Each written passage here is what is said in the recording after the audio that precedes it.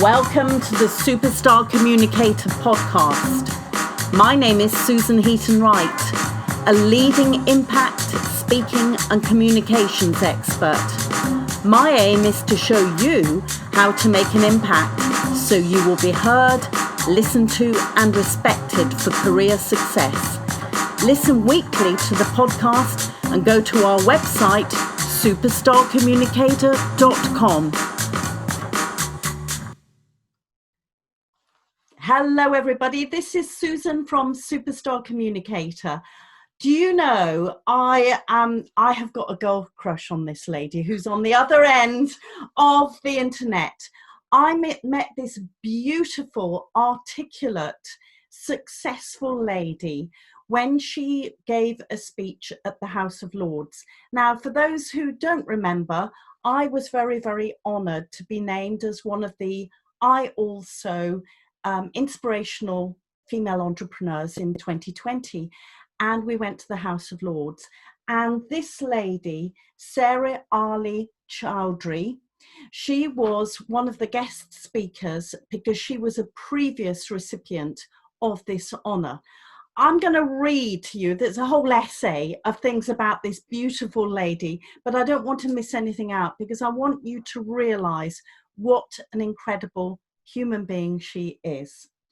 She started out as an Indian food expert, and she had publications locally, nationally and internationally, including The Telegraph, The Independent. Forbes highlighted her, and she was a disruptor within the Indian catering industry, calling herself the Curry Queen. And Forbes again featured her in that. She recently appeared in BBC's Inside Out programme, highlighting female chefs in the United Kingdom, and also in BBC World News. Got more to go. In 2016, she took part in a Channel 4 cookery show, and she worked alongside Prue Leith, Michael Caines and Raymond Blanc. I mean, extraordinary. She's had loads of speaking opportunities.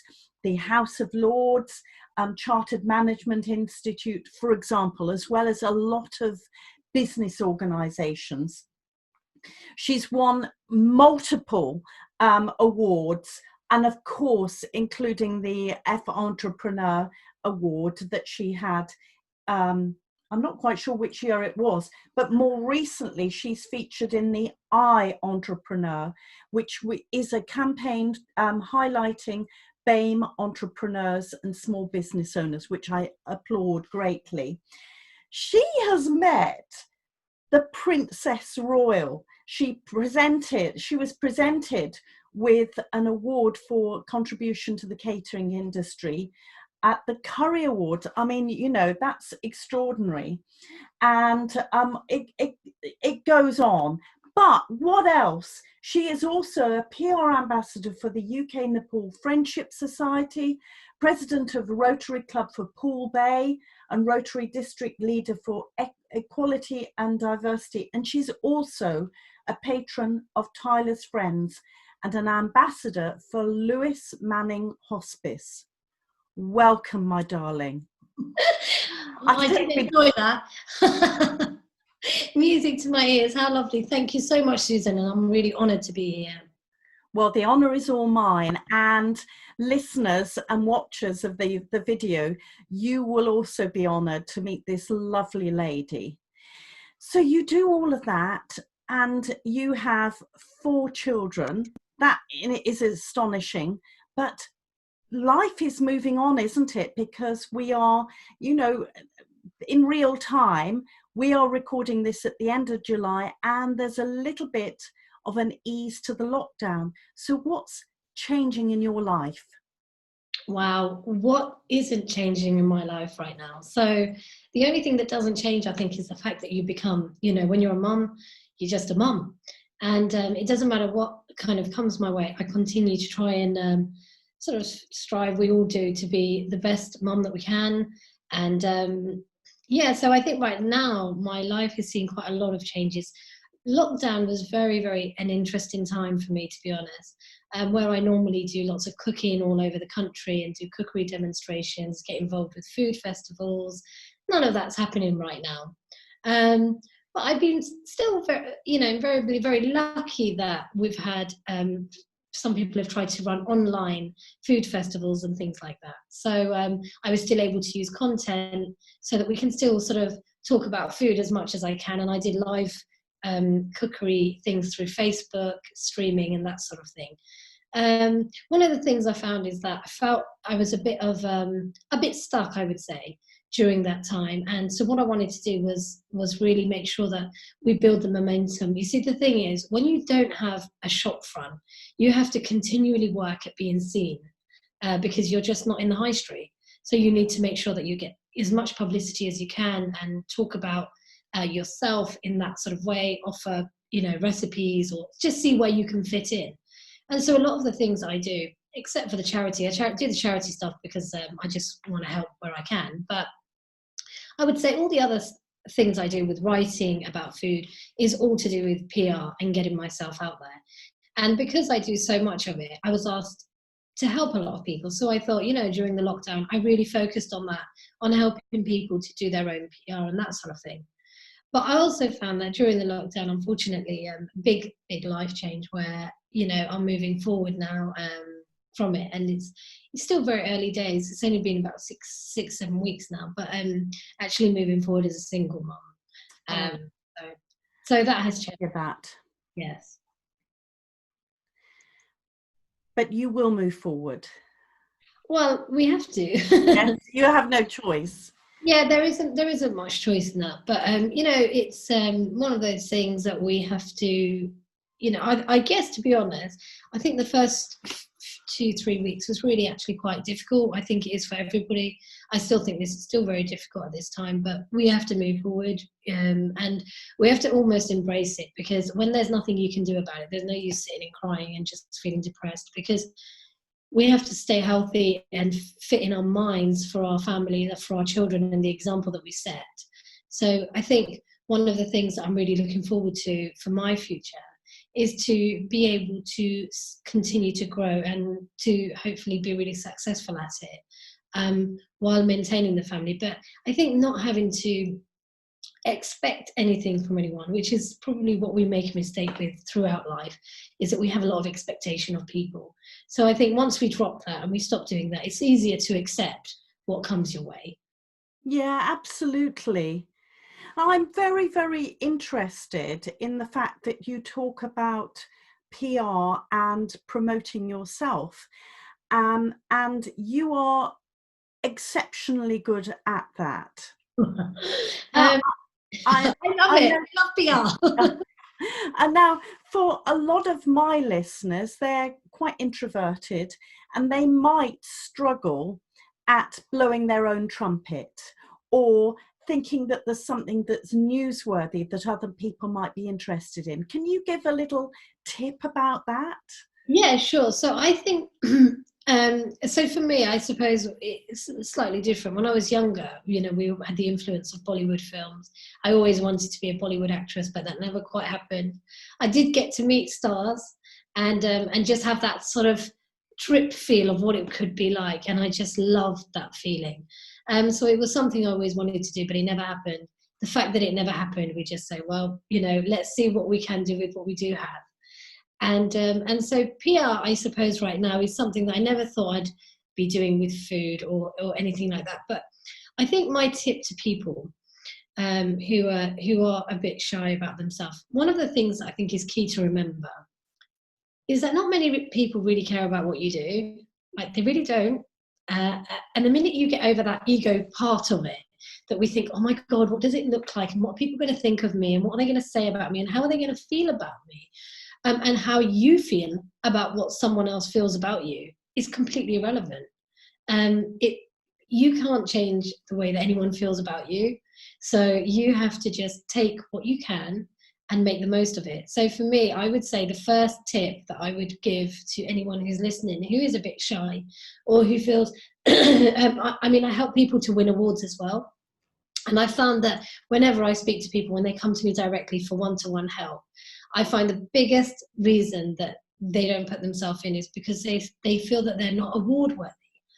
And this is people that I would say are people who have started a business from scratch, and they want to develop it and they want to go a bit further. How do they take it to the next level, and how do they grow themselves? The first step is to actually, you almost put a veil there and say, actually, nobody really cares about me or what I'm doing. What people care about is the value that you're going to bring to them.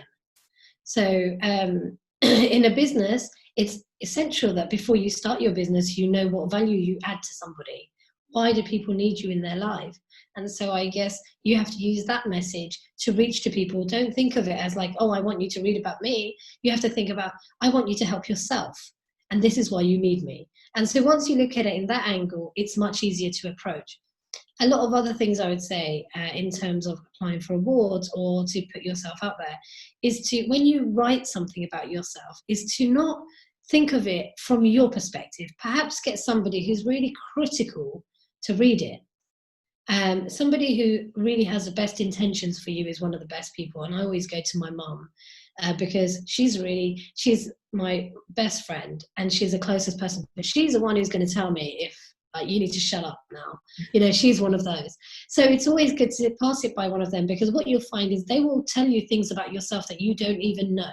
Most of the time, we don't know our own qualities. We think we know, or what we would like to be seen as. But people who are very sort of, you know, who can really home in on your pinpoint, your pressure points, so to speak, they're the ones who will definitely find out what are your qualities and how they can be used for other people.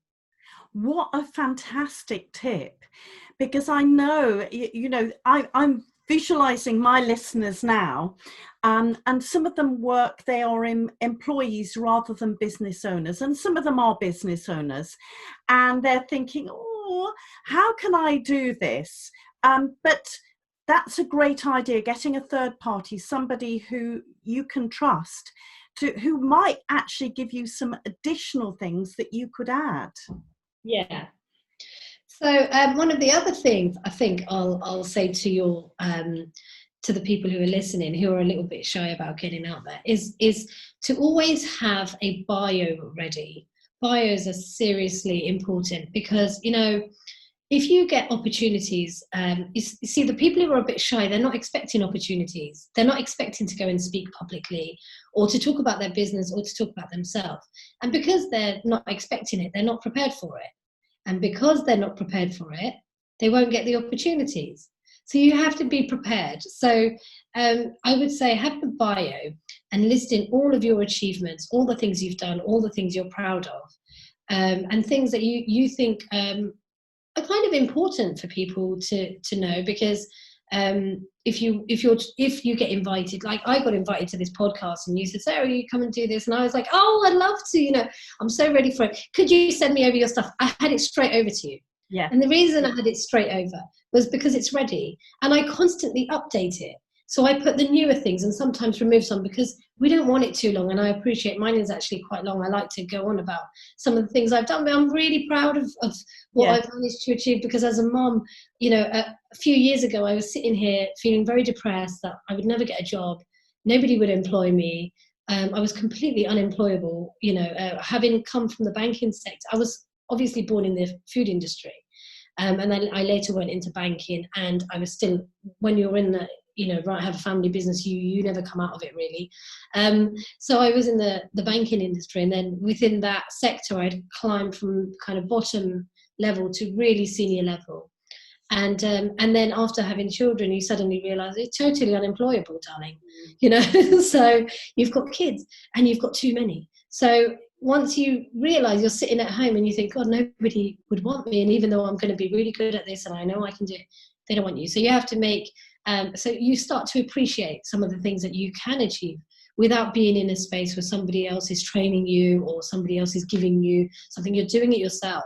You're literally getting out of your comfort zone. So these are things that I write down, and I regularly update them. And I strongly recommend that anyone who's listening, who is a business owner, and who wants to sort of reach the heights of getting real success and getting seen in really, national publications, sort of big broadsheets and things like that, I would say, look, you always have to have your bio ready, because when somebody wants to get in touch with you, they want to know, like, why would we want to feature you? So you need to be able to say, well, you need to feature me because I've done this, this, and this. So having a bio ready is absolutely mega important, and having a batch of photographs that are high resolution, so you can send them straight over. Now, those are really, really good points. There are some people who are listeners who would be perfect to go on podcasts or perhaps the radio as well. And certainly I get lots of people contact me to be on my show, and they are inevitably from PR companies that are representing an author that's just brought out a book. And they haven't really considered what this podcast is about. How would you approach somebody like me who's doing a podcast, or perhaps a local radio station? Because those can be really, really good ways of stepping up. For me, I think this is the point about getting yourself out there. The beauty is when you don't actually have to go to anybody, or they will come to you, and they won't come to you unless you are talking about yourself.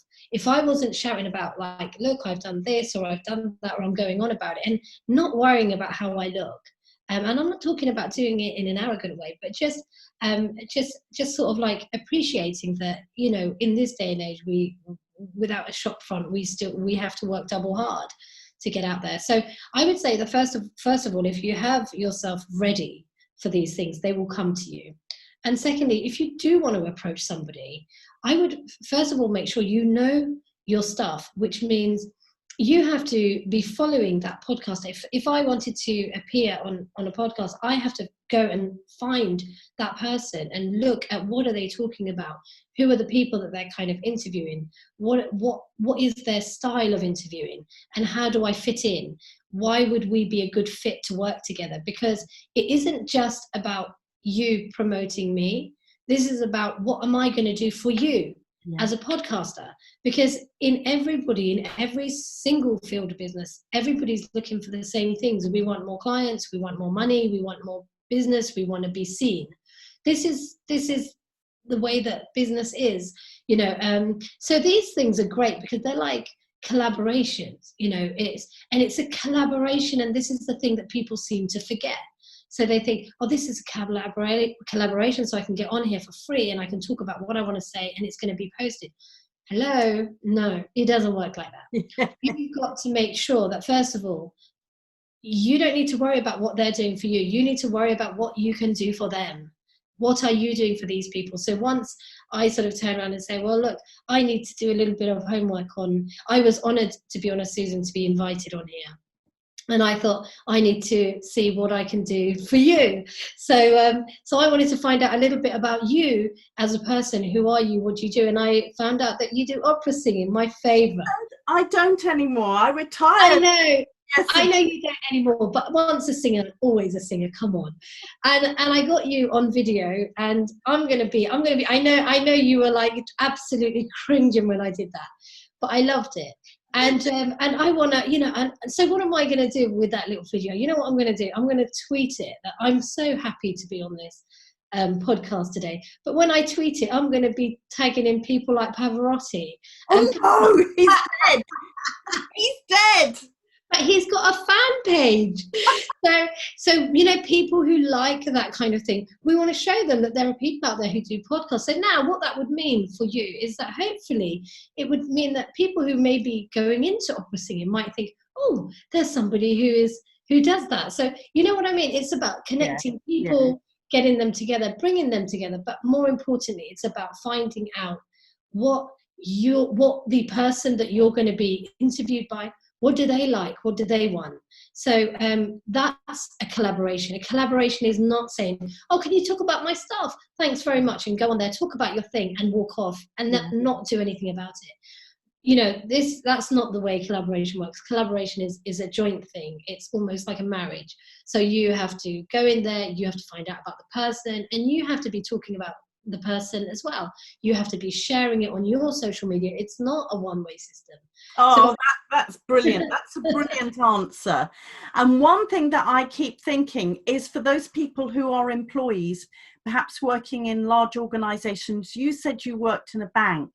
How could those people do a similar thing within their bank without, putting people's backs up? Because actually we all want to be visible and feel valued, don't we? Yeah. If they're in what, sorry, Susan? If they're in a large organization, you worked in a bank, didn't you? So that sort of... When I worked in the bank, this was never, PR and all of that stuff, I was never in my mind. My mind was, at the times we were working to target. Yeah. We used to have a list of stuff that we needed to do to reach the top. So one of the things I've always wanted to do is always make sure that I'm one of the best up the top. And so one of the top things meant reaching your sales target. That was how you got the top. So I did that consistently. And that, again, it's all about building relationships with people and getting to know them. And that comes, I suppose, with me, being born and brought up in an Indian restaurant. I used to work with, I was born in those times and went through recession with my parents when being brought up in Bridport, a place like Bridport, it's a tourist place, and we relied on summer business. So when we spent a lot of time working and building the restaurant, and a lot of that building the restaurant is to do with how you deal with your customers. Why do they want to come back to you? So I guess PR is actually instilled in me, public relations and how you deal with the public is actually instilled in me from my dad. He is absolutely amazing with people. And I've learned everything from, I would say, my parents. I learned my cooking from my mum, and I learned my kind of skills of talking to people, from my dad, because I worked at the front of house. And I later went into food much, much later in my life. So front of house is dealing with people, and dealing with people is something where you have to be able to just make them feel comfortable, make them feel welcome, comfortable. Once you overcome that skill, the rest comes easily. So I guess in the banking industry, going from restaurants, from the restaurant and then working with people, I was always like, so are you on holiday here? Which was actually the term I used to say when I was taking an order from somebody. So are you guys on holiday here? Because we were in a tourist area, and like I said, during the summer we would have people from all over the world, and then in the winter you had you would always have your regular customers, so you knew who was actually from somewhere else, and then you can talk about where they're from and show interest, but actually have genuine interest in it is the key to, because if you don't care and you ask, it comes across that you're really not interested, you're just asking for the hell of it. So you have to build that, you have to be genuinely interested. I think that this is really, really invaluable for people, because whether you work as a business owner or you're an employee in a team, if you're interested in other people, if you show that you value them by listening, that old-fashioned thing, listening, it makes them feel better, it makes them trust you, all of those things. With podcasts, for example, what we have is, like, we're going back to, it's almost like, modern radio, if you like, where we're having these opportunities to talk about things, and you don't have to be seen either. I was quite happy to say, like, let's record this because I can use the content for my stuff and whatever. But I know that some people, they don't like to be seen, and they're not used to it, and they don't like to do it. And that's why podcasts are just amazing. You don't need to be seen. You can say whatever you want to say and not worry about your face being seen. A fantastic way to sort of start your journey on starting to get more out there. I would definitely strongly recommend podcasts. Yeah, I mean, from my point of view, I set up my podcast 6.5 years ago. I was terrified. It was before there were many podcasts in the United Kingdom, but I knew that for what I do, this was an obvious medium to demonstrate about speaking and communication, and I haven't looked back. So, and I've had some amazing interviewees, such as yourself, and also I've been a guest on many, many podcasts all over the world, and it's fantastic. Well, like I say, honestly, Susan, it's an honour, because after I agreed to do this, I know we had met at the Female Entrepreneur, and I won it the year before you, which was the year that it started.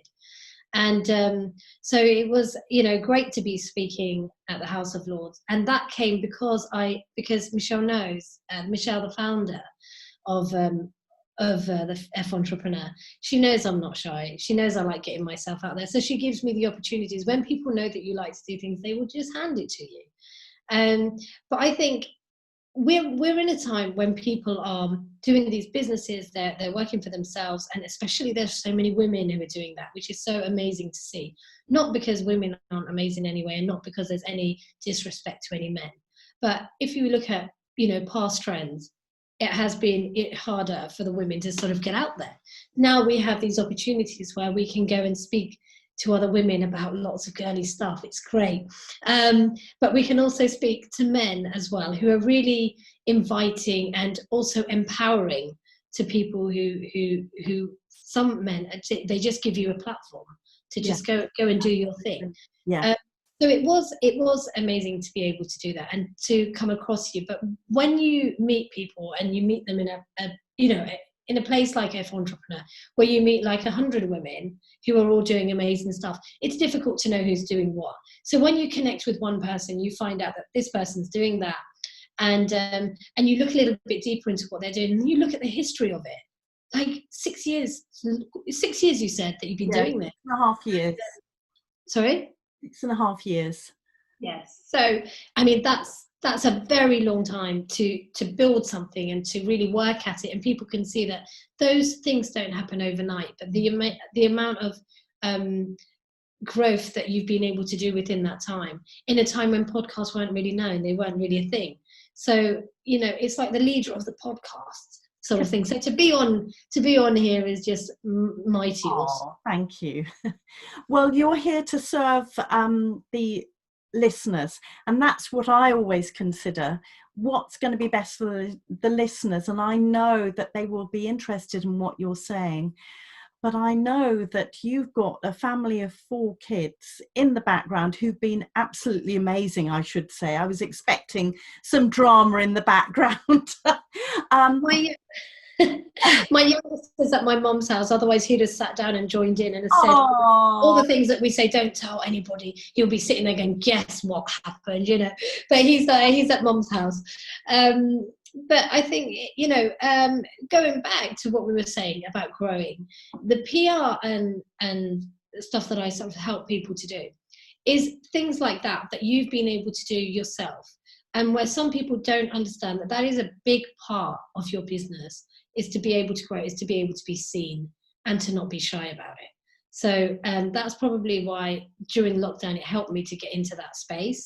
But then diverting all my energy into it right now because of what's going on in my life, I suppose. I'm not going to pretend that isn't happening, but that is happening. So you've got to just keep feeling good about stuff, but this builds momentum for me. So maybe I'm just over passionate about it. Maybe I get my kick from it. But if I open a newspaper, which I will be doing tomorrow, because I'm going to be in Financial Times tomorrow. So talking about Indian restaurants again. So I'm really looking forward to that. Today it's supposed to be online, I think. So for me, it's a kick. When that kind of thing is happening to me, it's like, oh God, how exciting is that? And to open it up, because those are things that I could never in a million years have imagined myself a few years ago, that I would be talking about this and telling the rest of the country about what is going on in these areas.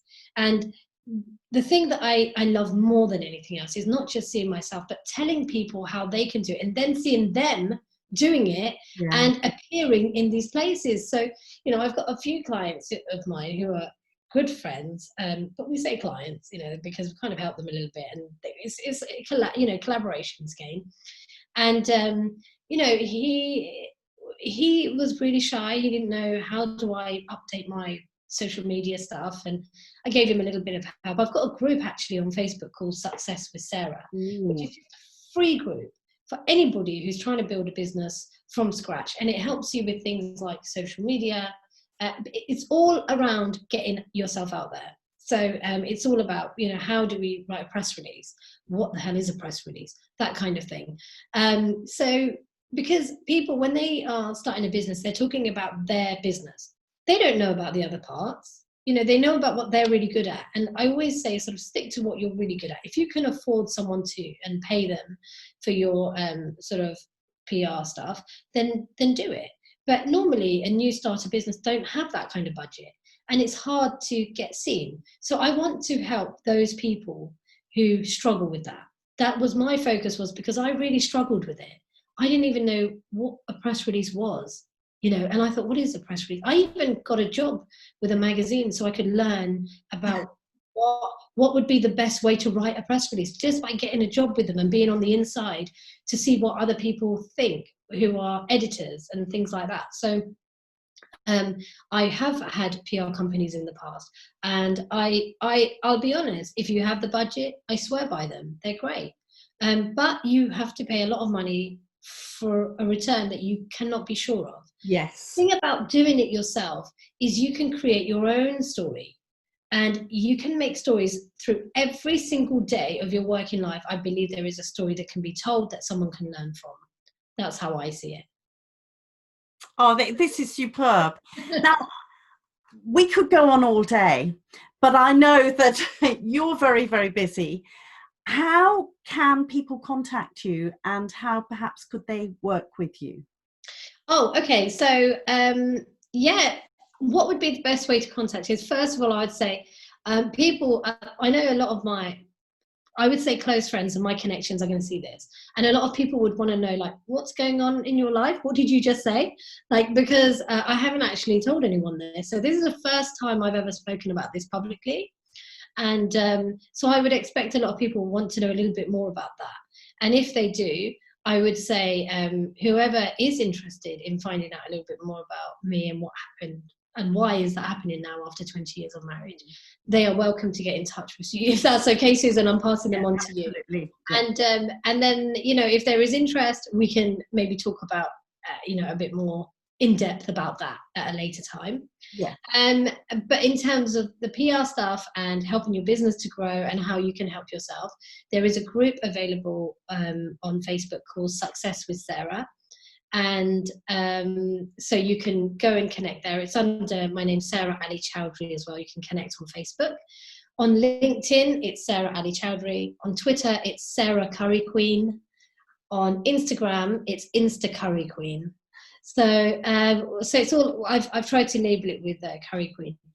So it's all about, things like, you can also find Indian recipes there as well, by the way. Ooh. I also have Success Series, which is, I think it's called Success Series or Success with Sarah. So I don't even remember what it's called. But I have a YouTube channel, which is mainly about Indian food. And I set up the channel because I wanted to share this information that I'm sharing with you on a YouTube channel. But I won't lie to you, it is not the easiest thing to get up and running on YouTube. So I do have a channel, but I don't utilize it enough because you need to have good. I always feel that if you're going to make a proper YouTube channel, you need to have proper equipment, which I do have, but you need to know how to use it properly, and you need to make sure it's a whole another ball game. So for me, my focus is really on Facebook, where it's easier to reach, and I feel like people can come and connect with me there. They can come and join the group, and it's completely free. And I also don't do that thing what a lot of people do, where they say it's completely free. Yeah, do you want to pay for this? No, I don't like that. This is completely free, and it's purely to help people. So and if you wanted sort of more like, actually, I don't have time to run this, could you take it over for me? Well, that's, of course, I'd love to. So you can connect with me on there, or there's my website, www.sarahalichowdhury.com. Brilliant. Now, what I will do is that I will write these all down, listeners, and they will be in the notes, so you can contact Sarah direct. Thank you so much, Sarah. It has been an absolute pleasure, and to know a little bit more about you. And I know that we will meet again. I can't wait. I'm waiting for you to come to Bournemouth so I can cook you a curry. Oh, I'd love that. Wow. And so while I'm cooking, you can sing. Yeah, absolutely. I'll bring my husband. He would sing too. That's just incredible. So I really thank everyone for taking the time to listen today, and we hope this has been really helpful. Thank you so much, Sarah, and thank you very much for listeners. Until next time, this is Susan from Superstar Communicator. You have been listening to the Superstar Communicator podcast. Don't forget to subscribe and review the podcast on iTunes and on apps. Please contact us if you want to discuss any topic, could suggest a topic for us to include, or a guest who could come onto the podcast. Go to superstarcommunicator.com.